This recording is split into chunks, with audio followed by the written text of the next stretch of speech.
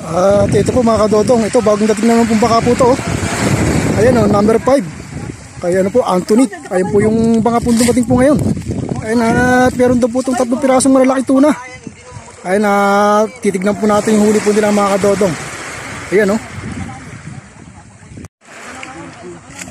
At ayan, ito na po, nagbaba na po sila mga kadodong. Ayan o. Ayan po yung unang tuna po nila.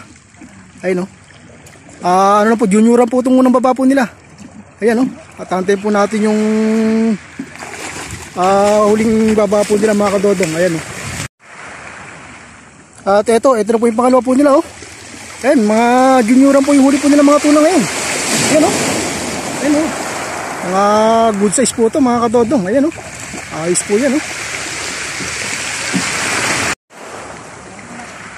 Ayan, ito po yung pinakamalaki po nila oh. Grabe ito mga kadodong oh. Ang laki niya no. Nasa ano po ito mga kadodong, mga nasa 50 kilos na higit. Ayun oh. Ang laki niya no. Ayun, antay po nating buhati ni kuya. At medyo mabigat nga po yung mga kadodong. Ayun oh. Pinapagdalwahan po nila eh. Kailangan po pagdalwahan po yan para ano po, mabuhat po agad.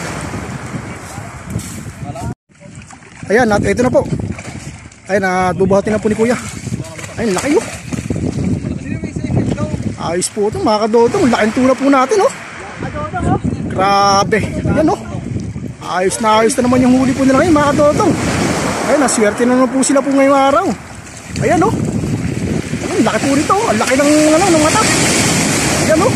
Ayos po ito. Ayun mga kadodong, at God bless po sa amin lahat. Ayan po.